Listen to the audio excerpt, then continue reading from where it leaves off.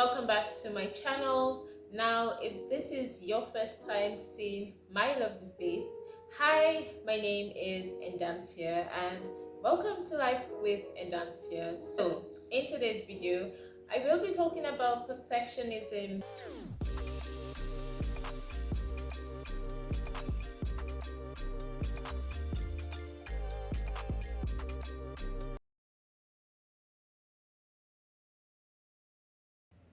A quick disclaimer to start off this video: I am not a psychologist, neither am I an expert, so please take the things I say in this video with a grain of salt.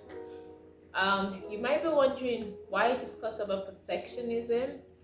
I want to talk on things that are common to a lot of us, but they're just not being spoken about.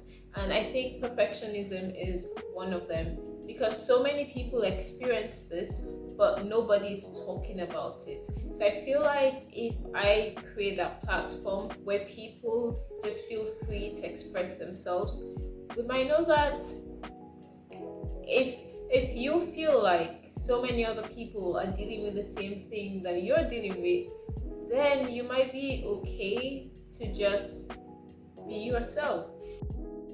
Okay, so let's dive into the world of perfectionism. First, let's get a definition of perfectionism. I got this definition from Good Therapy, and it says perfectionism is often defined as the need to be or appear to be perfect, or even to believe that it is possible to achieve perfection. It is typically viewed as a positive trait rather than a flaw.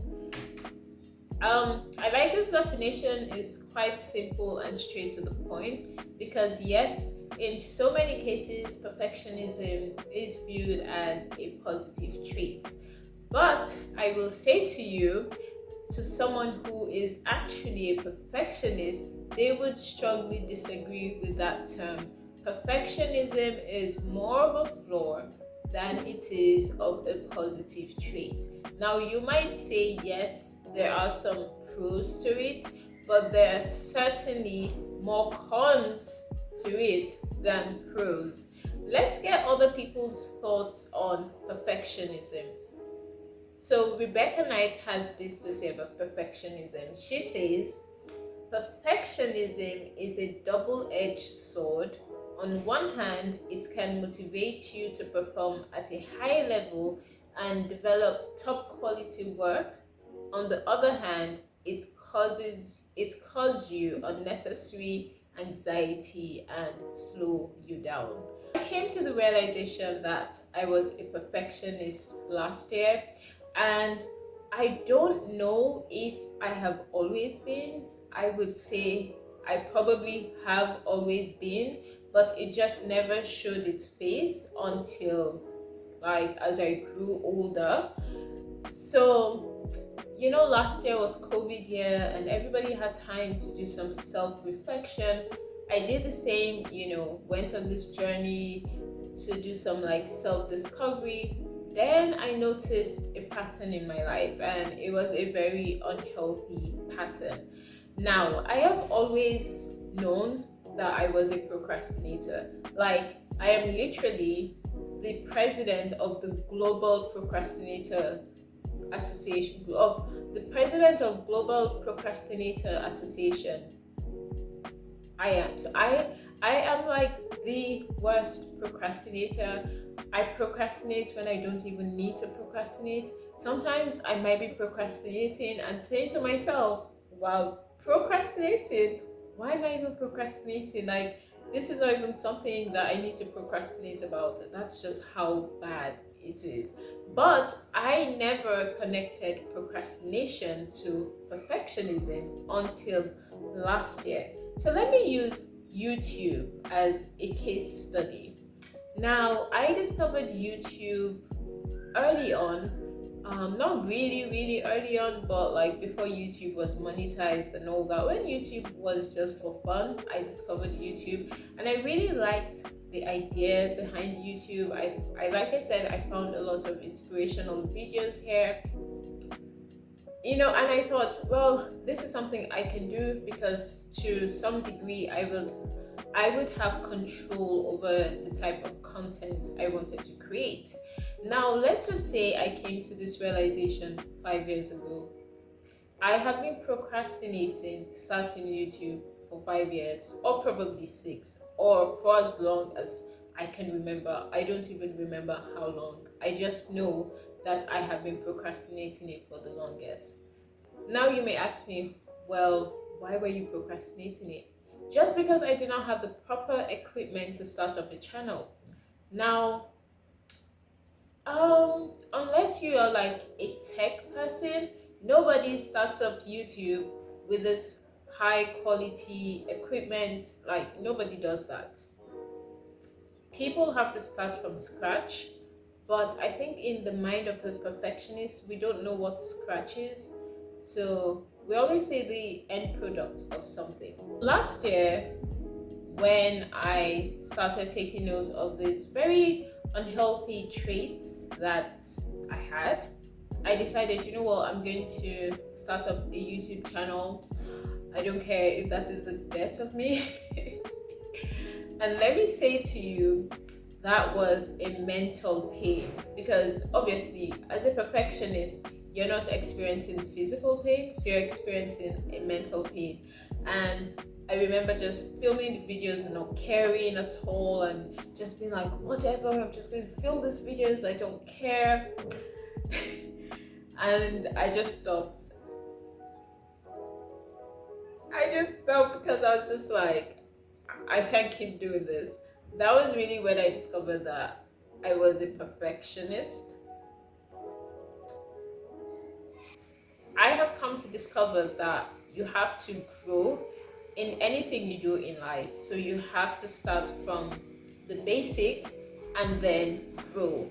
I would define perfectionism as an equilibrium of one's physical, mental, spiritual, emotional, relational, and financial well-being all day, every day, which is highly impossible for any one human being to attain such equilibrium. So what then happens is not being able to attain that standard that a perfectionist has set for himself or herself, they go into depression. Perfectionists often set very unrealistic standards for themselves. Let's use your girl as a case study, your girl being me. So I started working on my story, Girl Troubles, in 2018.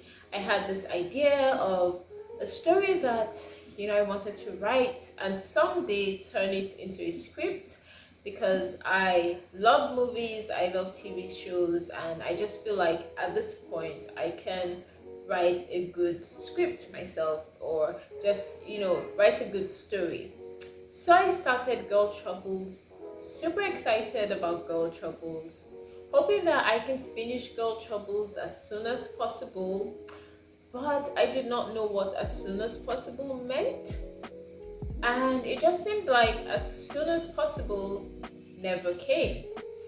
Now, so I was setting a very unrealistic standard for writing Girl Troubles, take into consideration that I am an amateur writer, I am not a reader, so how am I going to write?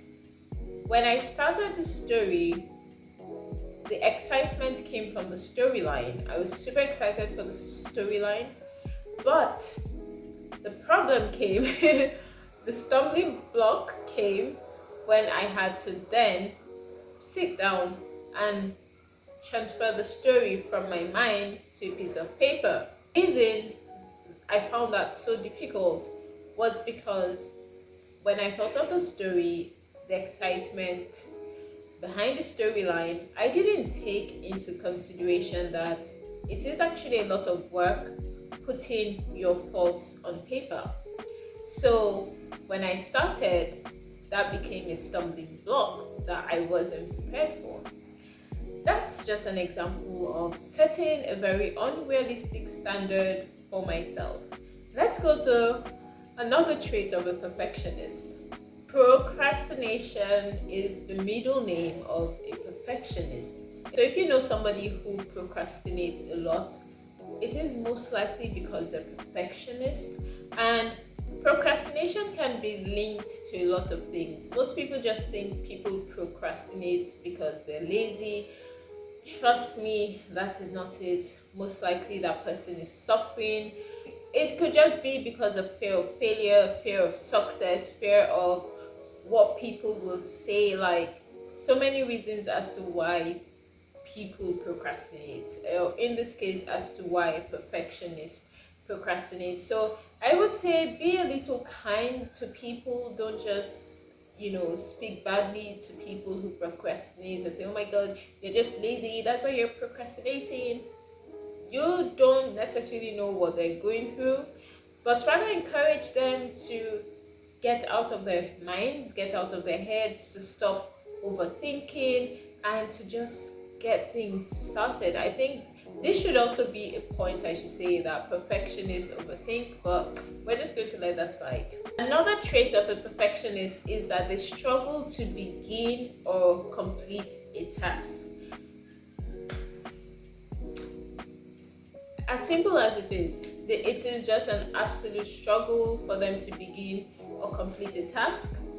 So, they leave everything until the last minute. Yes, they can function very well under pressure, but that is not good. Mundane task is a pain in the neck in the life of a perfectionist. Now, what I've come to know, that life is really about the simple things. In the mind of a perfectionist, they always think that they're doing this grand thing, or they always have to do this big extravagant thing, when in reality that's not how life works. They have to do simple tasks every single day in order to achieve something big. So they also find it difficult to do everyday tasks because it's just like a pain, a serious pain. Another trait of a perfectionist is they are over thorough when performing a task. They have to cross all their T's and dot all their I's. And I believe this is somewhat obsessive. When I see the way I carry out certain tasks sometimes, it's quite obsessive. It is actually quite obsessive. But the next trait of a perfectionist is they are extremely critical of themselves. Self-criticism is literally after procrastination. So it's like Mary, procrastination, self-criticism, John. That's like literally the name of a perfectionist. So what perfectionism does to perfectionists is it makes them depressed, it makes them stressed, it makes them anxious. There's always this feeling of not being adequate, and it's overall a nightmare. I don't want to make this video long, so I'm going to wrap it up. If you're a perfectionist, I just want you to know that failures and mistakes are inevitable. That is what makes you a human being. How else will you learn if you don't fail or make a mistake? How else will you become better? And life is very unpredictable. Life is full of ups and downs, and you're already an extraordinary person. Don't let perfectionism hinder you from sharing your greatness to the world.